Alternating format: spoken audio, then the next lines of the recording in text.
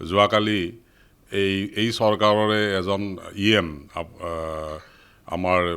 দিগন্ত বৰুৱা তেখেত আগতে এজন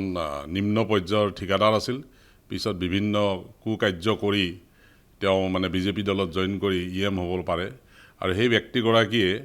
আমাৰ এজন জ্যেষ্ঠ অতি নিষ্ঠা সহকাৰে নিউজ পৰিৱেশন কৰা এজন সাংবাদিকক যোৱাকালি তেওঁৰ গুণ্ডা বাহিনী লগাই গুৰুকে মাৰে তেওঁৰ পকেটত থকা পইচাখিনিও কাঢ়ি লৈ যায় আৰু আমাৰ কেমেৰা এটা ভাঙিবলৈ চেষ্টা কৰিছিল অতি আশ্চৰ্যকৰ কথা সেই জাগাত থকা সেই ঠাইত থকা ৰাইজখিনিও এই EM দিগন্ত বৰুৱাৰ মানে ভয়ত ওলাই নাহিল মাত্ৰ এজন মানুহ আৰু এগৰাকী মহিলা তেওঁলোকে আহি আমাৰ কেমেৰাৰ ওচৰত বাইট দি কৈছিল যে হয় আপোনালোকৰ সাংবাদিকক খুব পিটিছে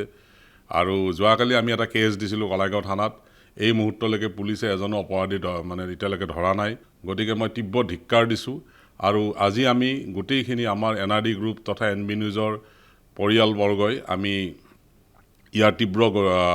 প্ৰতিবাদ জনাইছোঁ আমি কলা বেজ পৰিধান কৰিছোঁ কলা পোছাক পিন্ধিছোঁ ইতিমধ্যে মোৰ দিল্লীত থকা নয়ডাত থকা ষ্টেট মিৰৰৰ সাংবাদিকসকলে আন্দোলনৰ কাৰ্যসূচী ল'ব তেওঁলোকে প্ৰধানমন্ত্ৰীলৈকে স্মাৰক পত্ৰ বনাইছে আৰু মই এই চৰকাৰক পুনৰবাৰ আহ্বান জনাইছোঁ যাতে এই যিজন দিগন্ত বৰুৱা বুলি EM আছে তেওঁৰ ওপৰত বিহিত ব্যৱস্থা লয় BTRৰ যিজন CM প্ৰমোদ বড়োৱে বিহিত ব্যৱস্থা লয় অনতিবিলম্বে যদি তেখেতৰ ওপৰত মানে কোনো ধৰণৰ ব্যৱস্থা গ্ৰহণ নকৰে আৰু যদি পুলিচে যদি ব্যৱস্থা নলয় তেতিয়াহ'লে অসমৰ ৰাইজে ইয়াৰ ব্যৱস্থা ল'ব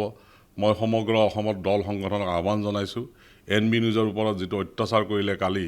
সেই অত্যাচাৰৰ যাতে আপোনালোকে প্ৰতিবাদ কৰে আজি আমাৰ এই ধৃতিৰাজ কলিতা আৰু কেমেৰামেন প্ৰিয়মৰ ওপৰত যি অত্যাচাৰ হ'ল সেইখিনি যাতে অসমৰ ৰাইজে NB নিউজক যদি অলপো মৰম কৰে সেই তাৰ বিৰুদ্ধে যাতে প্ৰতিবাদ কৰে মই কাতৰভাৱে অনুৰোধ জনাইছোঁ ৰাইজক